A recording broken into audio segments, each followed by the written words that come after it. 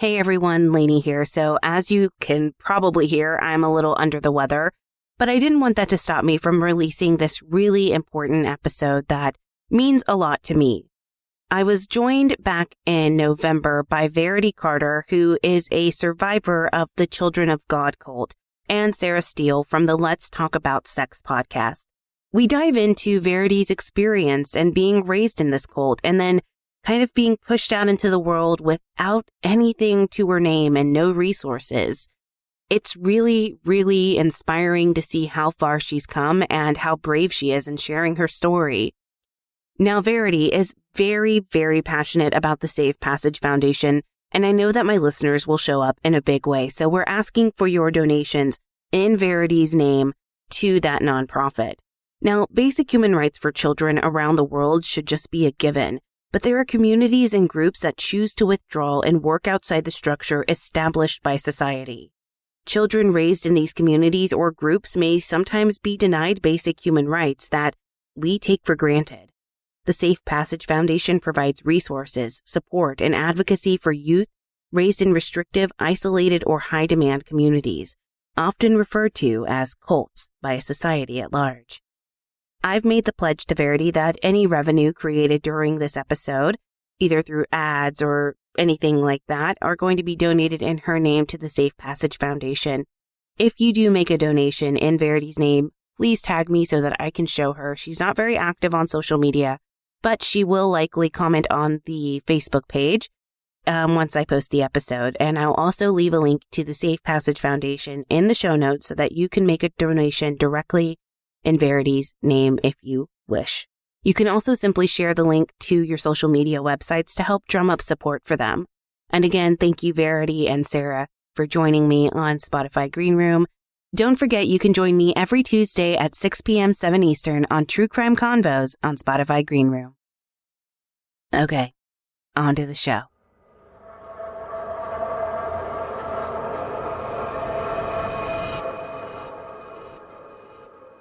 Hey everyone, Lainey here, host of the True Crime Fan Club podcast, the It's Haunted What Now podcast, and the Crimes of Passion podcast on Spotify.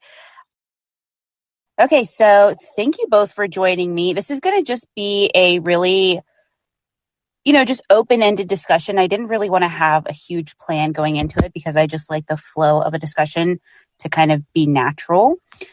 We will be having people join in kind of slowly as the notifications go out so that people know we've started the show. But if you, Sarah, want to introduce yourself to Verity, I obviously know who you are. But if you'd like to introduce yourself so that we can understand kind of why I've asked you to be a part of this conversation. Of course. Hi, Verity. Really nice to meet you.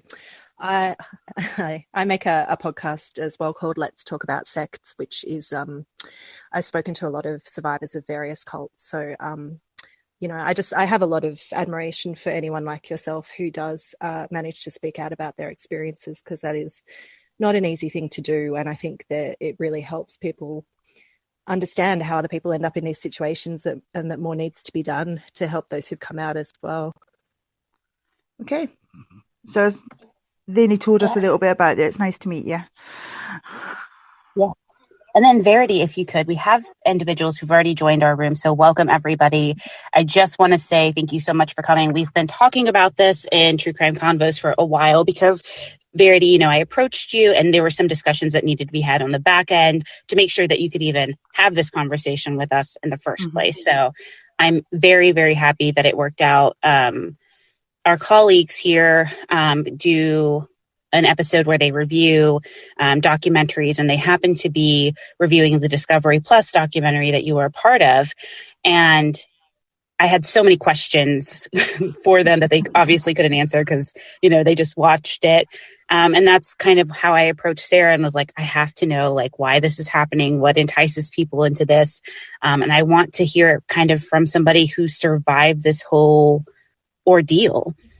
So if you could give us a background into your life, essentially, of how you became known, as a survivor. And sort of in a nutshell, the whole thing. Okay, so I was born into the Children of God cult. For anyone who's seen the docuseries, obviously that's the whole feature. It's a 5-part docuseries featuring that cult. Um, I never knew any life outside of it as a child. I was raised in it until I escaped when I was 15 years old. During my time in the cult, it was a very coercive, controlled environment.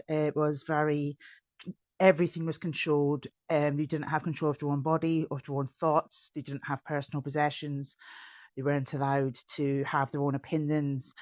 You were being raised as an end-time soldier for Jesus, and you followed the dogma that the cult put out, and there was no other options. There was no life. You weren't prepared for life outside the cult. I didn't receive a proper education. I didn't have any opportunities to pursue any dreams of my own. In fact, if I had any dreams of my own, that was brutally punished. When I left the cult at 15, it was like jumping into a whole different world. I had been completely secluded from outside society. So when I did leave home at 15, it was without a support network, without family to rely on, and it was extremely difficult adapting to the outside world. And obviously, when you're saying, how did I become known as a survivor? That's fast forwarding many years, because it did take me decades to sort my head out after leaving that environment and to reach the point where I was able to go to the police, make statements and pursue justice of some form. And more recently, I've been actively involved in some court cases. My dad was convicted in 2018. That was the first conviction of an adult from the cult within the UK. And that's probably where I was labelled as a survivor. But then again, as I said, there's been another court case since then by another person from the cult, and we're hoping there may be more cases coming to court. And the idea of doing the docuseries was to try to get more people to speak up and come forward and to realise that there is a point in telling their story and speaking their truth, because as unlikely as it is to happen, justice can happen in some form. And outside of that, just being able to tell my own story in my own words, even without anything that happened in court, did give me a certain level of closure. And I think it could give closure to others as well if they were able to do that. Yeah, I thought that was so interesting that there weren't more people who wanted to come forward because they didn't feel like it would come of anything, like anything would come of it. And with your father being the first one to be charged, has that mindset changed at all for anybody that you've been in contact with? I've had a lot of people come to me, not just survivors from my cult, but survivors from other high demand environments, coercive environments, that have said that after watching the docuseries, they're going to go and make statements and say their piece. And honestly, I've been quite overwhelmed by the amount of people that have said they're going to do that. So yes, I do think it's had an impact. I think it's important to note, though, it's not just the whole feeling that there's not a point, which is the reason people don't speak. It's very difficult when you come out of an environment like that. For years, I stayed silent because I felt I needed to protect other people. I felt that if I spoke, it would affect other people that I cared for or who weren't that bad really, or maybe other victims like myself. And I stayed silent for the sake of everyone else. It was only so many years later that I realized the only people that I was protecting by staying silent was the actual abusers. But it is a big thing in a lot of survivors' heads. They don't want to speak because of the impact it could have on friends and relatives that they don't feel deserve to be punished. Interesting. Sarah, have you, with the ability that you have to talk with other survivors, have you also seen that? Yeah, there are so many reasons why people don't speak out, and it's completely understandable that they don't, because they they might have families still involved, and that can make it really tough for them.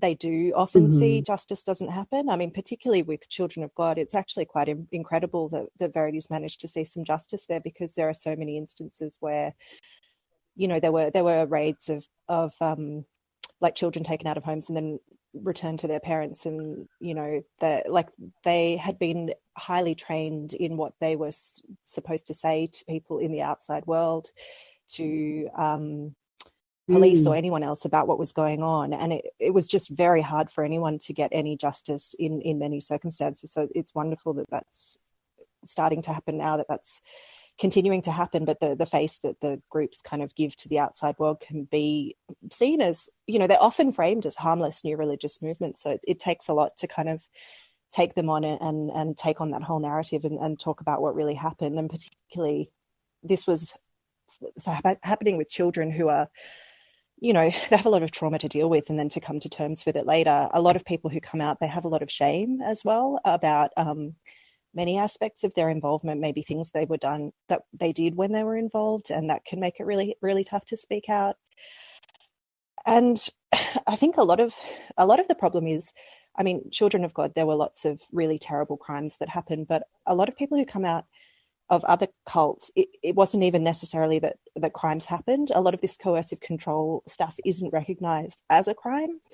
So they've been through so many limiting things, and all of the things that Verity just spoke about. It seems pretty wild to me that you can come out and have your life so impacted and have this level of trauma, yet no crime has been committed in the eyes of the law. Committed. Oh, wow. So Verity, you have mentioned in several different articles kind of that your mother was the one who initiated joining Children of God, what it was known as at the time. Now it's known as the Family or the Family International. How I don't know the status of your mother, and I don't know your relationship, so it's obviously whatever you're comfortable discussing. But I'm curious as to how this whole thing with David Berg starting it, how this enticed her. My mother was a vulnerable person. There's no denying that. My mother came from a broken home. She'd had mental health problems. And the family had this practice at the time that she joined. I think the term is love bombing, where they would just go up to her as, we love you, man. Big hugs, big cuddles, be part of her family. They gave her a sense of belonging, and they gave her a family that needed her. And that was addictive to my mother in the place that she was at.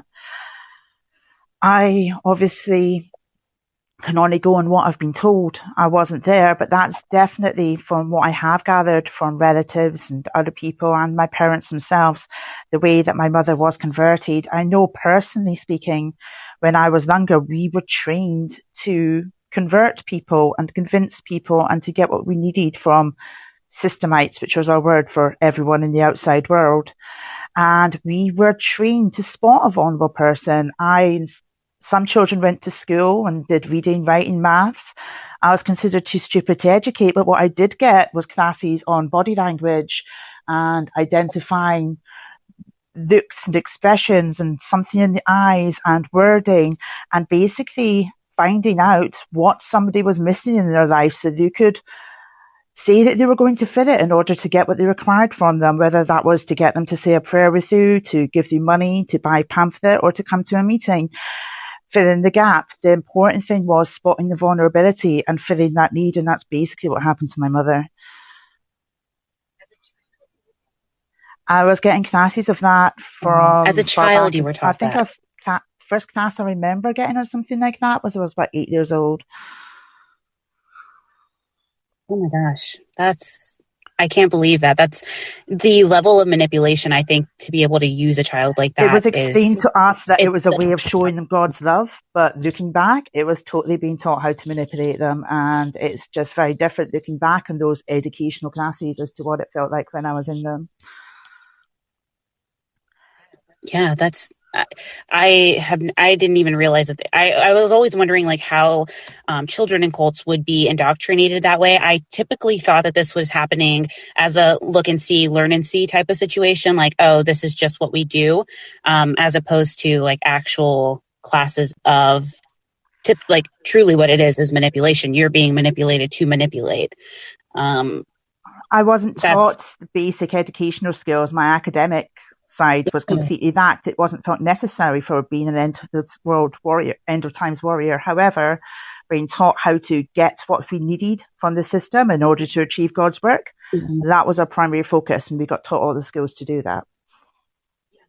Yeah. So circling back to what Sarah said about how they teach children how to speak to people within the system. So for here, we have Child Protective Services. Over there, I'm sure it's labeled something different, but essentially the same. Mm-hmm. When did that type of training start to where it became an issue? Again, I was indoctrinated from a very age. I remember getting classes on it at 8 and 9 years old, and they got more intense as I got older.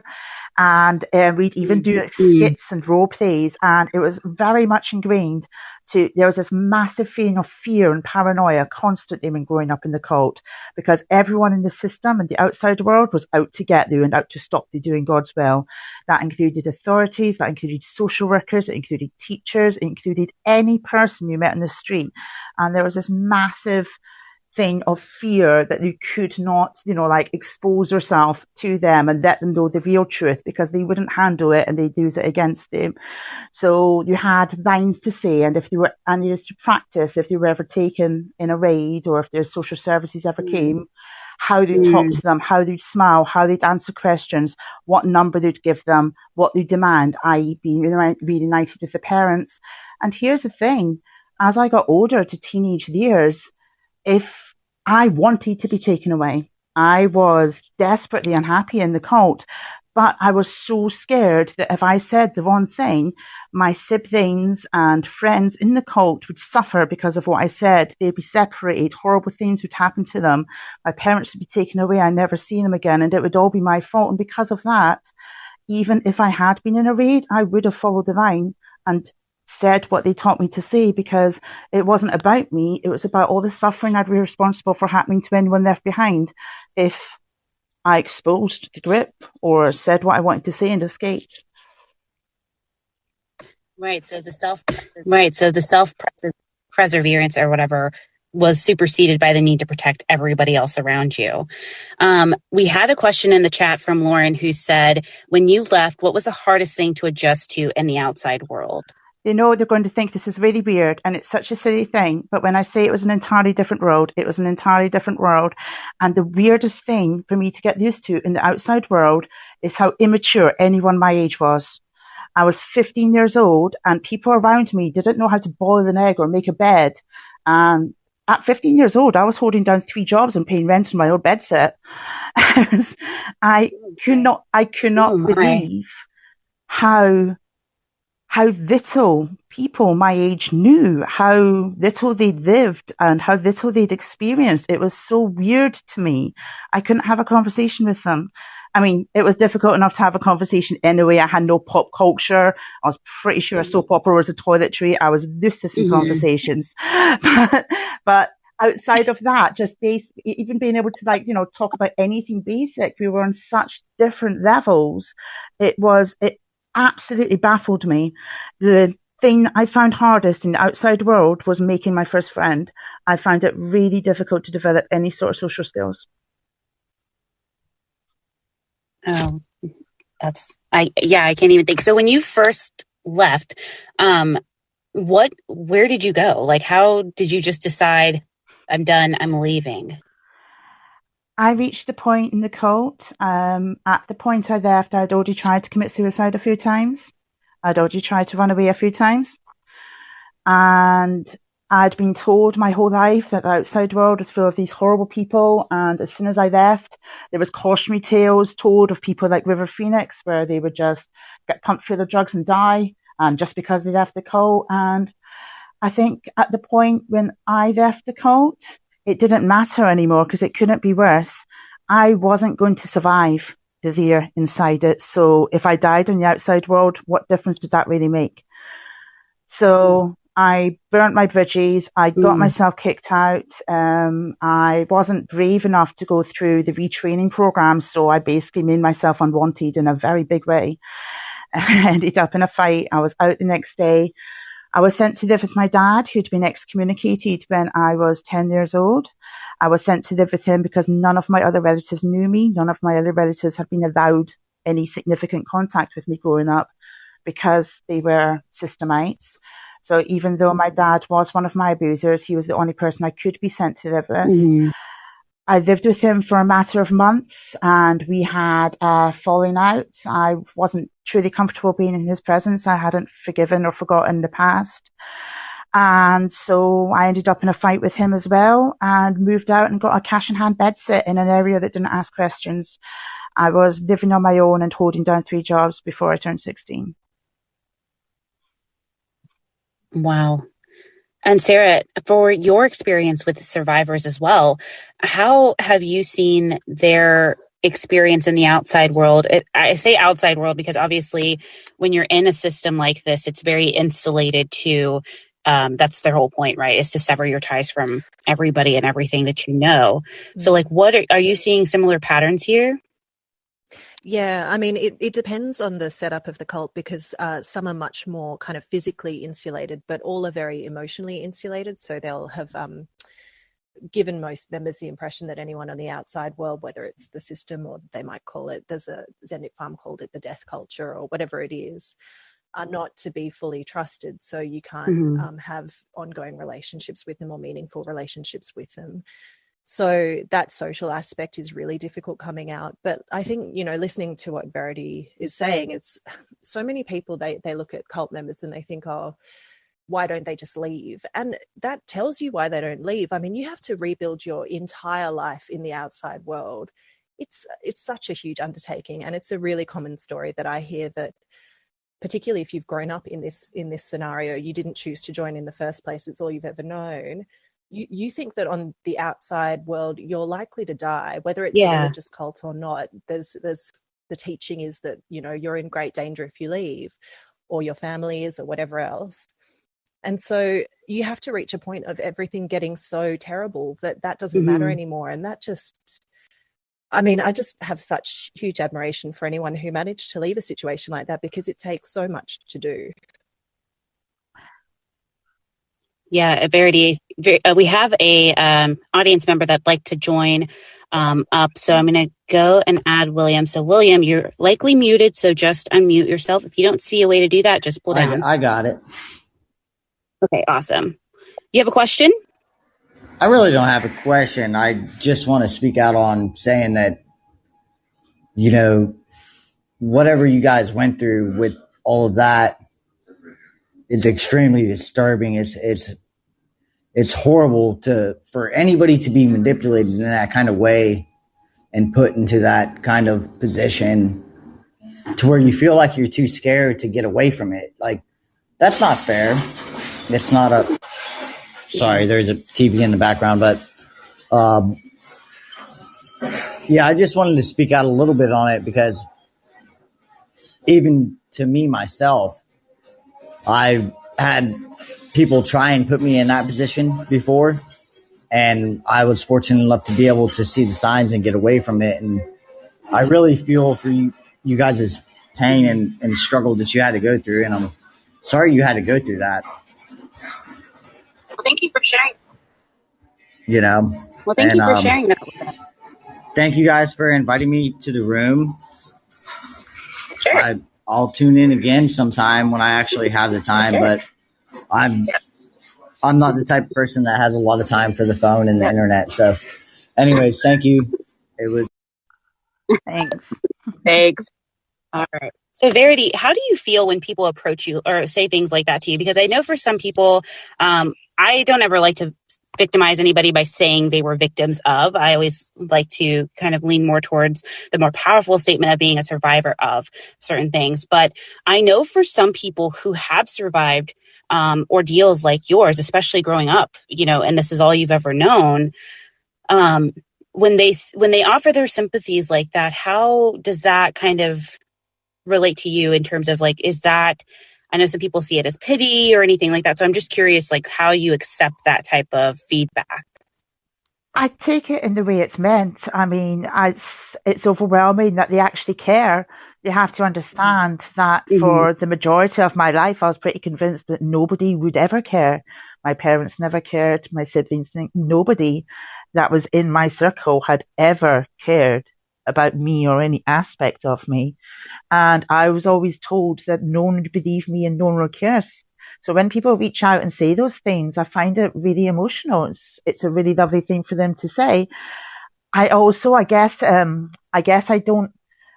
I'm not very good at taking compliments, for lack of a better description. And so when they say like they're expressing their empathy or sympathy for it, I totally like feel it's so overwhelming that has actually got through to them and meant something to them. By the same token, when people say, oh, they're so strong, they're a survivor, I think, well, they don't actually know, because you see, I wasn't. When I left, I was broken, and there's still parts of me that are and will always be.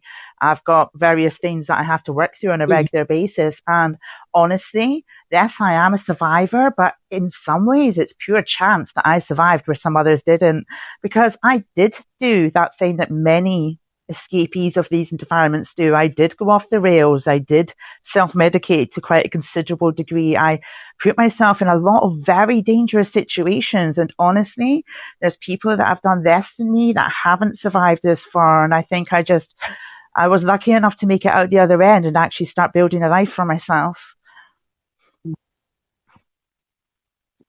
So I find that part so interesting too, that a lot of the things that you were afraid of would happen kind of did happen, right? Like you went into your substance abuse and everything like that. So can you talk about how that kind of started for you? Because I think everybody's introduced at some point to substances. So I'm curious as to when that started for you, when you left and were on your own. When I left, I was 15. I had the full-on teenage rebellion hormones that you'd get anyway outside of having a background like mine. But I had a lot of, I was really messed up. I'd been a victim of physical, sexual, and psychological abuse since as far back as I could remember. Since like 3-4 years old, this stuff had been happening. I wanted to destroy my memories. I didn't want to remember anything I'd been raised with. And if there was anything on offer that can make that happen for me, I took it. It was as simple as that. It wasn't that I wanted to die. I just didn't care if I lived. Nothing was more important than just, destroying that part of my life because I couldn't get past it. Thank you for sharing that. So we also had another question from Lauren. She asked, how did you learn how to do things like adult things at such a young age when you left? Did you have to learn on your own, or did anyone help you? I was very, very methodical. I had some skills which are transferable. For example, the skills for fundraising and talking to system people to get them to do what we wanted them to do. They were very useful for job hunting. I had been catering for 50 people since I was 10 years old. I had catering experience. It was very easy for me to get cash in hand catering work. It was very easy for me to let employers assume what they needed to assume to give me the job. And no one asked my age. I didn't tell them. I talked and acted and looked older than I was because I'd been an adult for 5 years. So the actual basics of survival, the catering, the looking after yourself. I mean, I could do plumbing, basic DIY for a house. I hadn't had an education, but I could do all of that. So that part was easy enough. And the rest of it, I was extremely methodical. I went into charity shops and bought every album under £1 to find out what sort of music I liked, because I never listened to music. I had no idea what the difference is between rock, pop, rap. I would go into pubs when I wasn't working. And I got away with that because of how I looked and acted. And I would eavesdrop on people's conversations, and I'd go home and do research. And God, what I would have given for YouTube when I first left. But that wasn't around in 95. So when I say I do my research, I would go to libraries, I would read magazines, I would watch TV, all 4 channels of it. I would figure out what people were talking about, because conversation meant nothing. Dole, holidays, work. It was like an alien language. I didn't understand the context of anything. And then I'd go into other pubs and I'd try out the bits of conversation I'd heard other people use as openers and see how far I got until I messed it up. And then I'd go into a different pub where they didn't know I was a weirdo there. And it was a very, very methodical process, figuring out all the bits and filling in the gaps. And it was probably a good couple of years before I actually was able to hold down a proper conversation in my own right and understand what I was talking about. But I got there.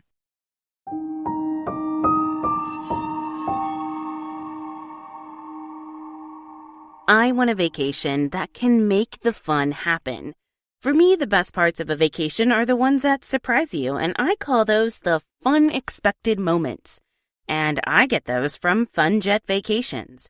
FunJet Vacations offers vacation packages to your favorite destinations such as Mexico, the Caribbean, Florida, Hawaii, and more. For over 45 years, they've delivered friendly, reliable service so you can focus on the fun. Right now, you can use promo code FJ50 to save $50 on your next FunJet vacation. That's FJ50 to save $50 on your next FunJet vacation. Get more moments that are fun expected. Surprise yourself where you could go at funjet.com or call your local travel advisor. Restrictions apply. There's honestly nothing more important than taking care of yourself. Because if you're not feeling your best, you can't be your best. Sambucol helps you feel your best with powerful immune support, powered by nature's superfruit, black elderberry. Now listen, I'm a new mom, so I don't have time to feel down and out, so I make sure to incorporate my Sambucol in my everyday life. It has been something really, really important to start off my day.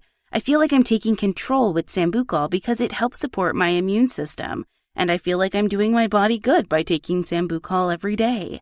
It has a great taste. I honestly love the gummies the best, so sometimes I feel like starting off my day with a nice warm cup of water, and I'll actually use the Sambucol drink powder in there, and it tastes so good. It's really, really refreshing and makes me feel like it's an easy thing to incorporate into my wellness routine.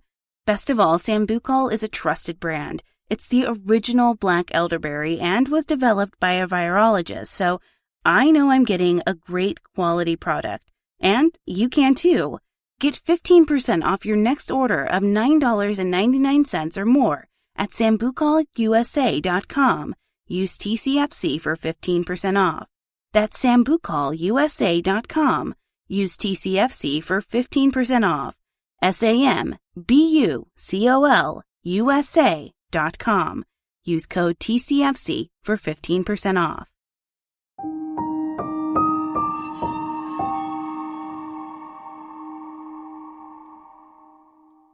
Good. I mean, that's fascinating in of itself. Sarah, do you have any questions you want to swing out? Yeah, something I'm really interested in is how we could build some better systems in society to support those who come out of cults, because, you know, the level of adjustment that you have to make when you've come out of a group like that is so full on. And I think I've only seen one model that seems to encompass all of the things that are required, which is in New Zealand. I don't know if you've heard of it, Verity. It's a group called Gloria Vale, and there's the Gloria Vale Leavers Support Trust, where they kind of almost treat those who've come out as if they're refugees in a sense. And I wondered if you had any thoughts on what better systems could be in place that would have really helped you when you exited. I think general awareness amongst the professionals of people like me and like others that have come from high demand coercive environments. I know there is more awareness now than there was then, but I did try to see some professionals right back in the day, and it was handled really badly, and it put me off seeking professional help for well over a decade. The first counsellor I went to see, I was 15 years old, and I spilled out my story to her, and she's got really aggressively on the phone. She was going to contact the police. She was going to get courts involved. And I panicked.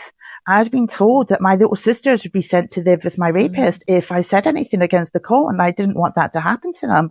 And I tried to tell this counsellor that if she did this, she'd be putting my sisters at risk, and I couldn't go through with this. And she just steamrolled me. She wouldn't listen to me. She didn't stop and say, okay, calm down. We'll do this at your pace. She didn't, say, okay, well, let's just talk about this. She didn't listen to a word I was saying. She was just like, hipped up, ready to go. And I got so scared, and she wasn't listening to a word I said. So I just turned around and said that if she did take this to court, I'd turn around and say I made the whole thing up, left her office, and didn't seek professional help. For another 15 years, it could have been handled a lot better. But she isn't the only one that didn't handle it right. There were police officers that arrested me when I was completely at the tail end of the 2-week benders. There was hospital staff when I overdosed. These are all people that never asked the follow-up questions that really could have and should have been asked. At one point, I split my head open on a youth walk when I was 17 years old. And apparently I regressed and started shouting out about all the abuse I'd suffered and naming my dad amongst others. And My dad was actually a youth leader connected to this group, and the group leader's way of dealing with this was to tell the kids if anyone asked any questions just to say that I was wasted and not to be listened to, and no one ever asked me anything. I think and when I did see counsellors even later on in life, they were very enthusiastically trying to treat my case like it came out of a textbook. And when you come from an environment like that, it's not the same as what's in the average textbook. It isn't something that just has black and white answers. It's so important to actually listen to the person talking, like listen properly and not just speak over them and assume they know the answer before they finish telling their story. And I don't think there was enough professionals that did that in my case, and I wish there was more. It's so common. I've heard from so many people that even if they've tried to seek counselling or a psychologist to speak to, that they just don't have that knowledge to be able to deal with it effectively. And I think it's a huge problem. And then on top of that, there are so many cults that teach the members that psychologists are evil and, can't be trusted anyway. So I think the biggest problem with the professionals is the ones, at least I encountered, had this massive habit of feeling like they had to be able to give a fix or give an answer, instead of, if they came across something completely alien and different, just asking the questions. I would have been fine if they said they didn't know what they were talking about, or if they said they wanted to do more research. I didn't like being steamrolled over and talked over and them coming up with solutions that didn't fit my problem without actually listening to what I was saying. That makes so much sense too, because that's what you dealt with the majority of your life, was being told what would work for you and what to do. So having a therapist approach you in that manner and saying, no, I know what's best. I mean, to me, that would create a visceral reaction to say, this is exactly what I left. And now I'm just giving free rein over myself again to somebody else. Yeah, I think it's for somebody coming from an environment where everything is controlled, they want to be heard. Mm-hmm. The biggest thing any professional can do is actually listen to them, and not enough of them do it. That's insane. I was also wondering about your path, Verity, to reaching the point where you did feel able to pursue it in a legal sense. What it took for you to get there. You said that it was realizing that staying silent was only protecting the abusers. Do you think that there was anything in particular that brought you to that realization to be able to pursue it now? I don't think it was quite as simple as that. That realization that staying silent had only protected the abusers actually probably came after I started making my initial statements. For me, the trigger for making my initial statements was when I had my first child.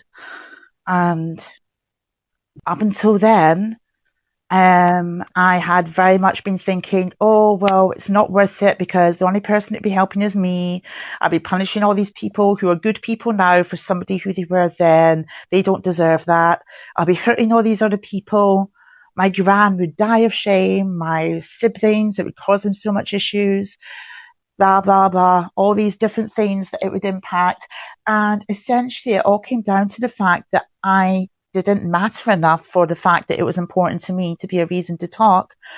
But when I had a child, my perspective changed, and I imagined any of the things that I'd been through happening to my child. And I realized I couldn't not do something at that point, because it made it more real.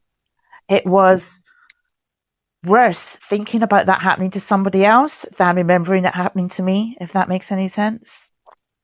I've heard that similar story so many times as well. It's so much it's so much easier to see that it's unacceptable if you think of it in the context of your own child than what you were able to put up with for yourself. Because it just doesn't feel like it matters as much for yourself, which is a really toxic idea, but it's one that has been ingrained into me since birth, and one that I still struggle to get over. It was very much to think of Jesus first, the cult second, others third, and yourself at the very bottom of the list. And it's a very difficult mindset to overcome. Even when you know it's the wrong one, it's still difficult to move past on a daily basis.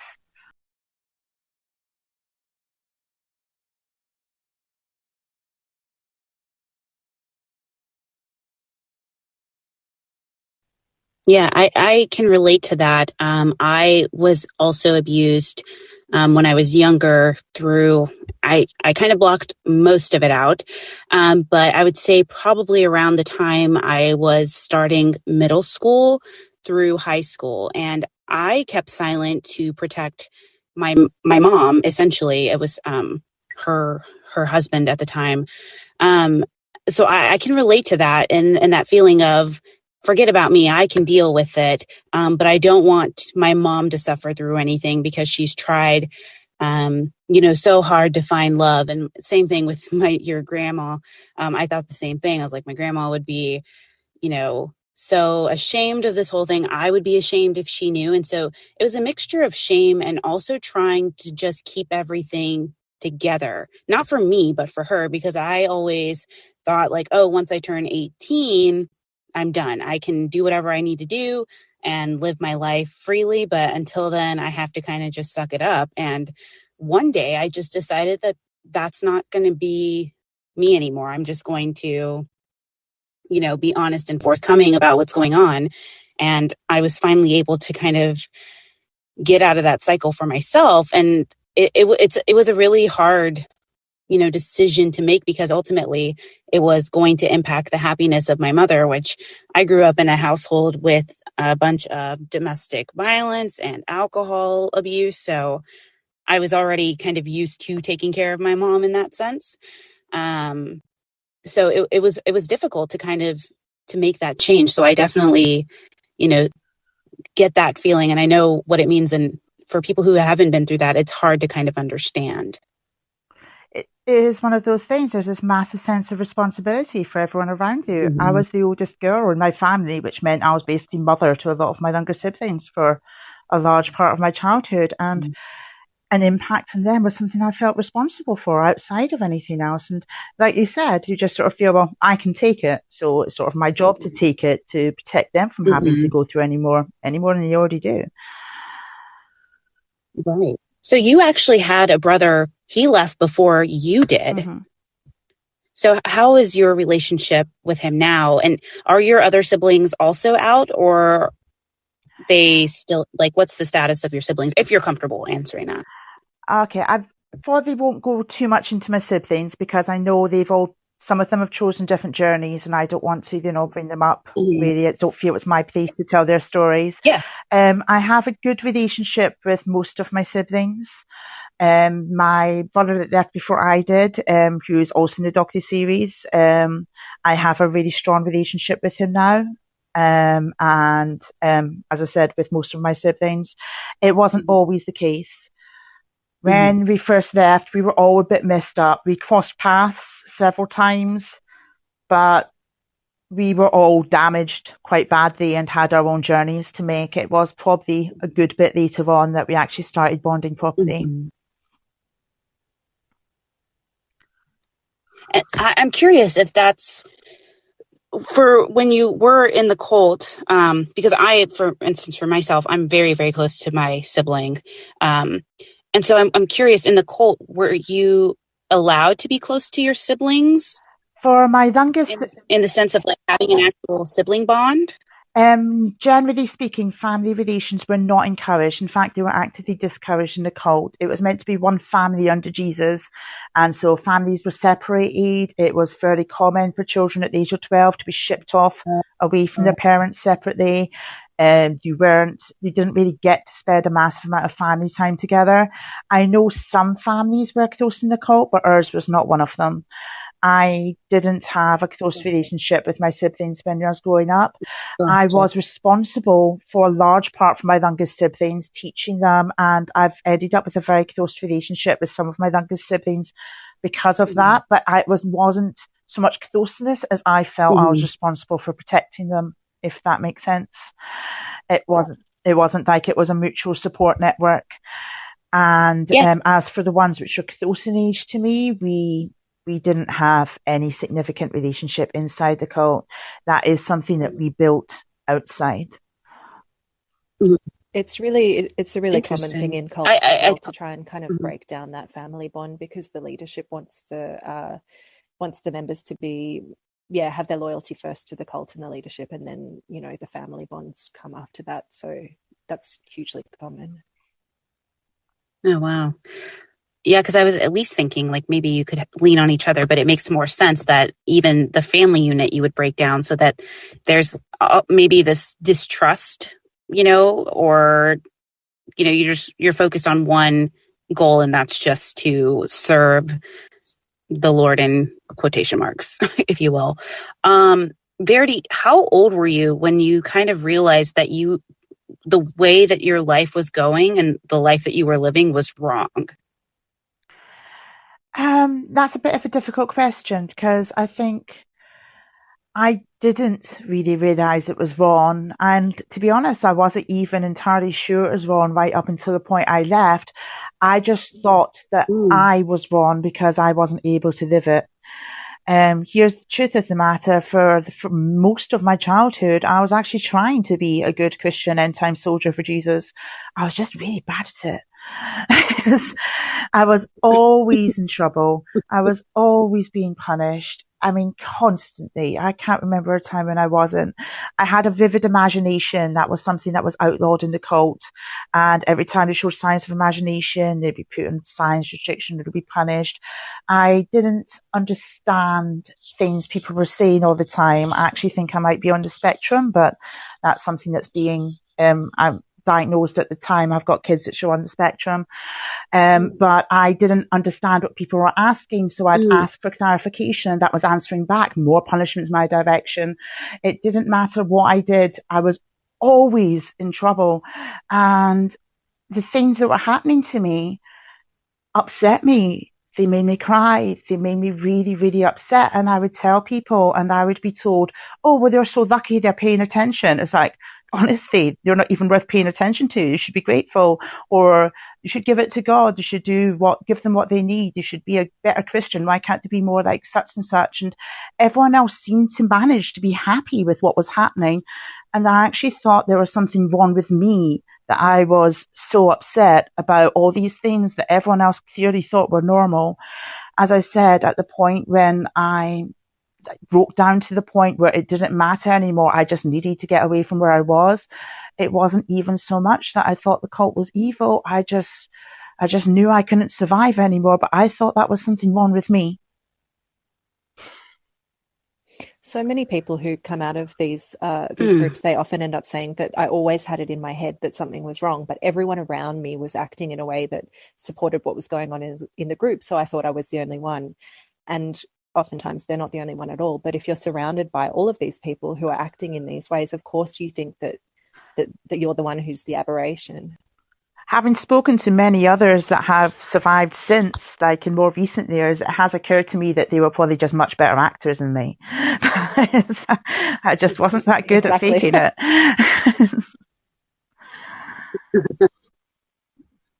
Yeah, I thoroughly enjoyed the story. I know that it was a tense situation where you basically fought back.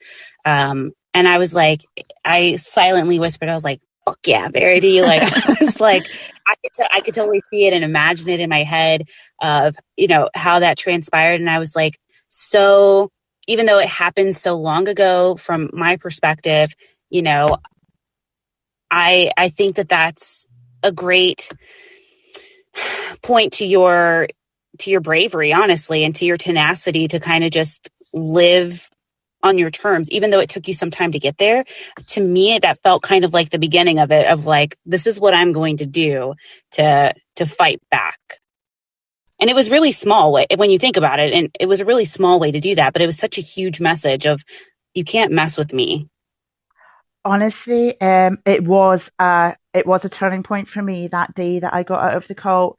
And my plan for getting out was basically just to do the opposite of what they wanted until I pissed them off enough for them to kick me out, basically, for no lack of a better description. That was my grand plan. It wasn't necessarily the most intelligent plan in the world, but it was the one I got.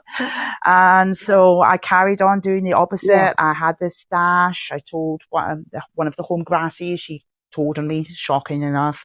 And then I was expected to confess. I didn't confess. And so then they tried to, guilt me into it. Didn't work.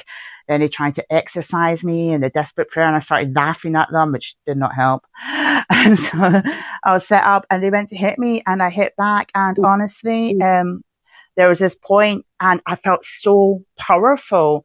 I was doing it. It was like everything was in slow motion. I was never felt powerful in my entire life. And I think it's the first time in my life I ever felt that I had any control over anything. And then when my mum came up and she went to hit me and I hit her back, honestly, I saw red, for lack of a better description. To this day, I have no memory of how I got from there to when I was on the actual fight in the floor with her, just screaming hysterically. And I think I probably had a bit of a mental snap at that point. I think it might have been a bit of a breakdown. But when I came to, I felt so powerful. I felt so good. I felt so strong. And I felt for the first time in my life, I had control of something. And it felt real good. Probably a bit too good. I had some, let's say, anger management issues for the first few years out of the cult. That's maybe responsible for some of the said dangerous situations I may have ended up in. But we got past that, and I learned to manage that eventually.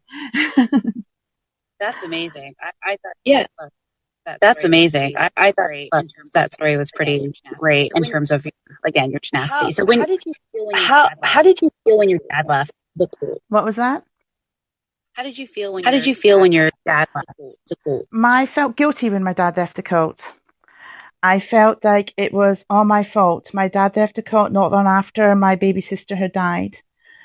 And she had passed away, and he apparently felt guilty and wrote a full confession. And my mum constantly told me that it was all my fault, that he'd had to leave the cult because I made too much fuss and it upset me too much. It was only later I found out that I wasn't the only person he confessed to, and actually his reasons for excommunication were very limited amount to do with what he did to me. However, at the time, I felt it was all my fault. And what you have to understand is that even though he had abused me, he was also the only person in my entire childhood who had ever shown me any affection. My mum had never really shown me any affection. She never bonded with me. Apparently happens with some children. I was that lucky child. My siblings, other adults, no one had ever been kind to me or said they cared. My dad was the only one who'd ever said he loved me. So yeah, he abused me, but so did dozens of other people. And they weren't nice to me at other times. And I felt guilty for punishing the only person who'd ever been nice to me. And that's how I felt when he left. And that's the honest truth. Pretty sad, but I was 10 years old, to be fair. Yes, sorry if I have a bit of echo. If you could try muting, there you go. That may be it. All right, no, it's just me. So sorry, friends, if I have the echo. So Shannon asked in the chat, and we kind of did talk about this a little bit, but Verity talked about how the most difficult thing she had trouble adjusting to on the outside world was the maturity of people her age. She was probably the most mature 15-year-old you could have met at that point. But when it came to prosecuting or trying to seek legal ramifications for your father, were you in contact with him at all prior to that? Or did this just kind of, you decided like, yes, I need to get justice, maybe for yourself or anything? To me, I with the time, if you will, that he got, to me, that wasn't a proper justice or sentence. But I'm curious to see how you feel about that. And if you could kind of go into the sentencing and things like that he. Absolutely. And my dad is a complicated one. As I was trying to explain when you asked about how I felt when he left, I was 10 years old and I felt guilty because I was punishing the only man who'd ever said he cared. And when I left home at 15, of course, I was sent to live with him. And that was the first time I'd seen him since he walked out the door when I was 10 years old. And my thinking was it was easier to get away from one than from the hundreds, and he owed me and all these other things. But honestly, there was a large part of me that just wanted to have a dad. There was a large part of me that wanted to have a parent that cared. It's not something I'd ever really experienced outside of the few times he had, in fact, himself shown me affection when I was younger. And so it was very tumultuous when I first left. I confronted him about everything. I didn't want to go take legal action because I didn't want to hurt my grandmother or my siblings or other people.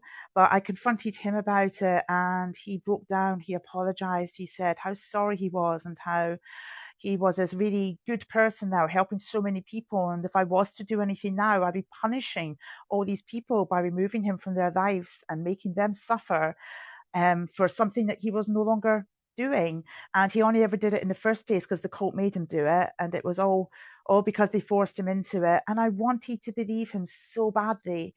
I wanted to believe him because I wanted to think that, well, okay, so it was all the cult's fault, and that means I still get to have a parent. I get to have one thing the same as everyone else. It would have been so nice. But I still had my anger management issues at that point, and well, a definite attitude problem. And he ended up crossing a personal line with me in that first few months I was living with him. So I ended up in an actual fight with him and moved out. And I didn't have anything to do with him for a good few years. But in that few years, I was still in the same sort of local area to him. And I was getting this barrage of young people and young adults coming and telling me what a wonderful, amazing human being he was, and how much he wanted to have a relationship with me, and what an asset he had been to their lives, or their children's lives, or their friends' lives. And over time, I sort of thought, well, you know what? What's so bad about this? Obviously, he's not the same person he was. Obviously, he is a changed man, and he is trying to make up for all the harm he did by doing this good. So I'll forgive him. We can have a relationship. And I actually did have a relationship with him. It's close to a dad and daughter relationship as I suppose he could have under the circumstances.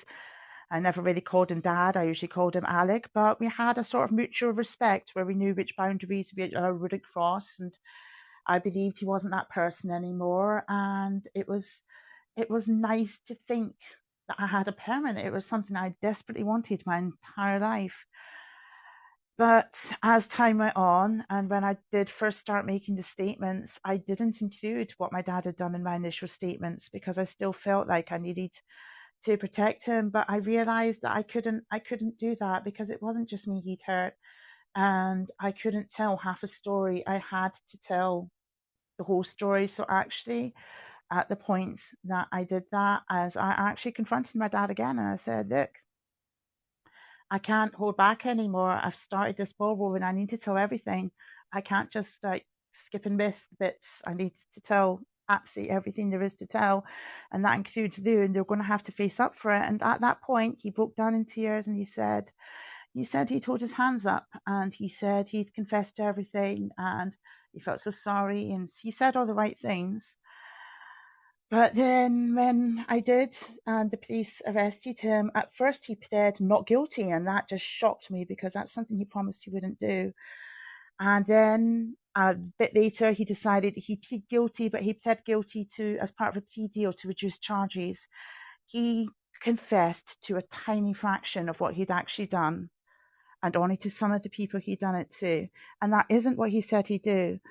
On top of that, a certain individual I knew confronted him on a sort of friendly level and recorded their conversation with him just to show me. And he was laughing about what he had done to us as not being that significant and not being a big deal, and how he was only holding his hands up. So, like make us feel better.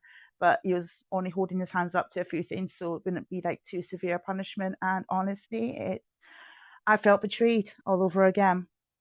I felt horribly betrayed. I thought he was going to do the right thing. I really did. And yes, he confessed, but not the way he said he would. And saying sorry is no good if they don't know what they're saying sorry for. And it doesn't feel like from that conversation I heard that was recorded, he knows what he was saying sorry for. So I've had no contact with him since then.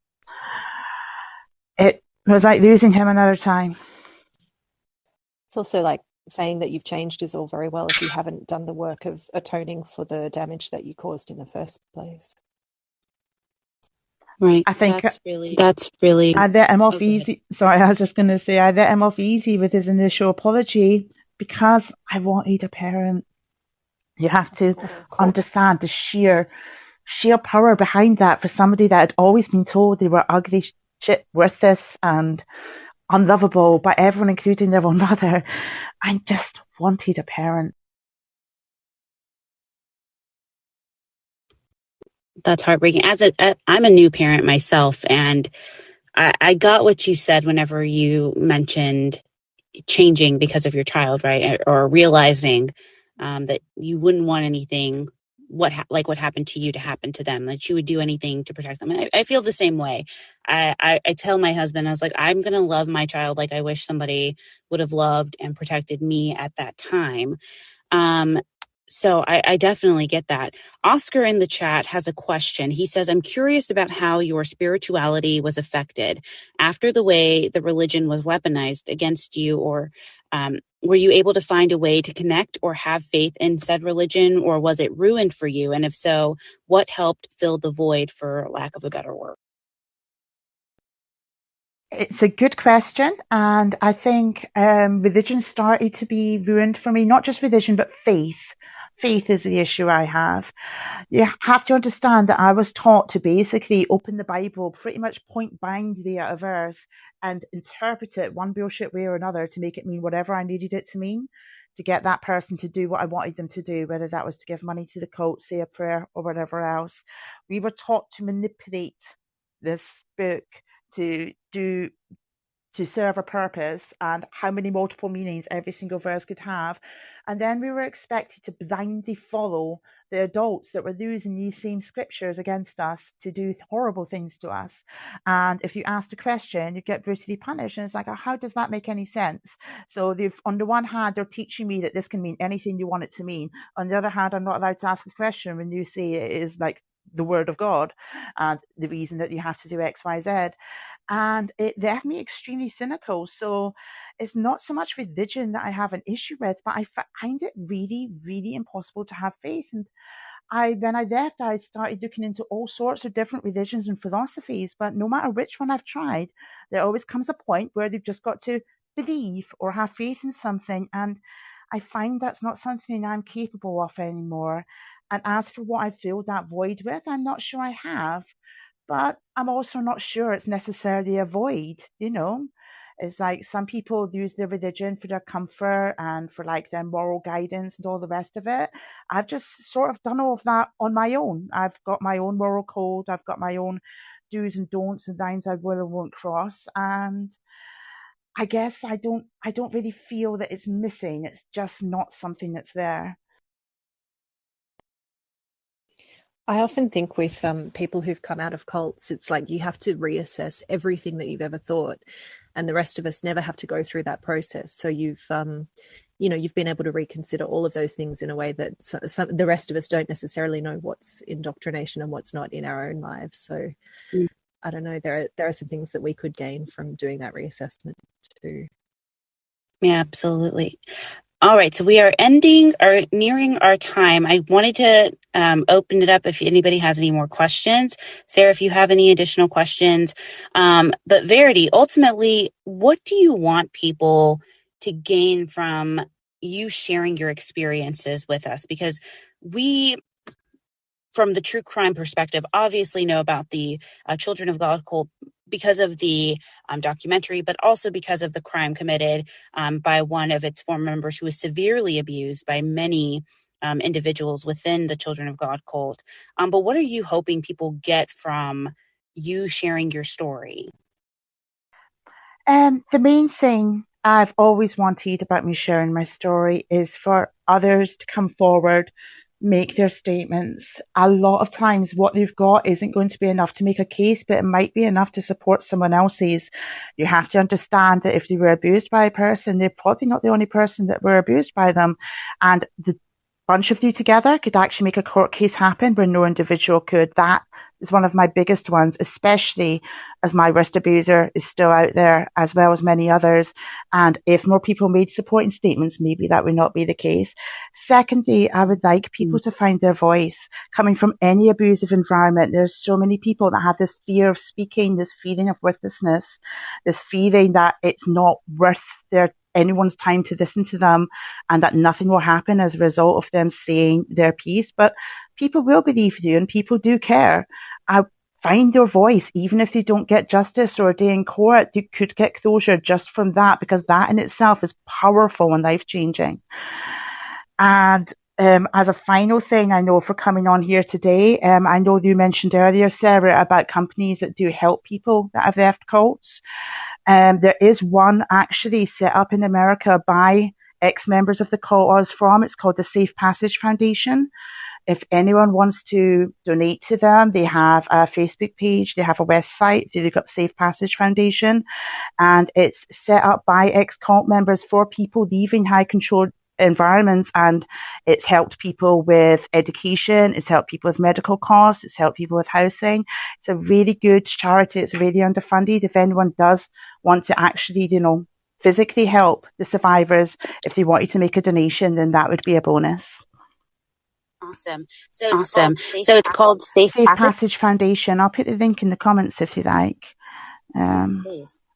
Yes, please. If I can. So what we will do is, because this show, again with the echo, this show actually goes onto our regular feed, so we will donate the proceeds of what we create in ad revenue to Safe Passage. That'd be amazing. Yes. We will do that. That's our pledge for that. And I think that that's a great opportunity for us to make an impact. That's always our goal, especially mine within true crime. It's not just to, share these stories. And oftentimes it's the story of somebody's worst day of their life. So if we can make a difference, we love to do that here. So we will pledge today so everybody knows. And then we'll post that we've done it once the episode airs. But yes, we will donate the ad revenue that accumulates within the 30-day time period to the Safe Passage Foundation in, I would say, in Verity's honor. Thank you. And thanks for taking the time to listen to me. And you've all been really lovely with their comments and respectful with their questions. And I appreciate that. Awesome. And Sarah, Verity, you again. Sorry for the echo. Thank you both for joining me. I truly appreciated it. I came from a perspective of really wanting to know more and being befuddled by this whole situation, and really coming away with an understanding of how people can be enticed and kind of how you have to start your life over, essentially. So I really do appreciate both of you coming on and sharing your knowledge with me and with the audience. Audience, thank you guys so much for joining us tonight. As you know, we have our True Crime Convos every Tuesday, 6 p.m. Central, but you also have a whole lineup of true crime to follow after us. So feel free to join in afterwards. But again, I want to thank everybody. Verity, thank you again. I know it's late at your time, Sarah. Same thing. You guys are both on the other side of the ocean for me. So thank you both again for sharing your time with us. Thanks so much. My pleasure. Thank you. All right, everybody, have a great night. Thank you. Bye, friends. Okay, fan club members. As I conclude this episode, my one question to you is, how will you sleep tonight? Thank you for listening. If you enjoyed this episode, please leave a positive review and rating on Apple Podcast or your podcast player of choice. It really does help. You can find us on most social media channels, Twitter @TCFCPod, Facebook.com/TCFCPodcast, Instagram @True Crime Fan Club Pod, but let's not forget I'm still logged out. And of course, our website is truecrimefanclub.com. If you have an episode request, send us an email, tcfcpod@gmail.com.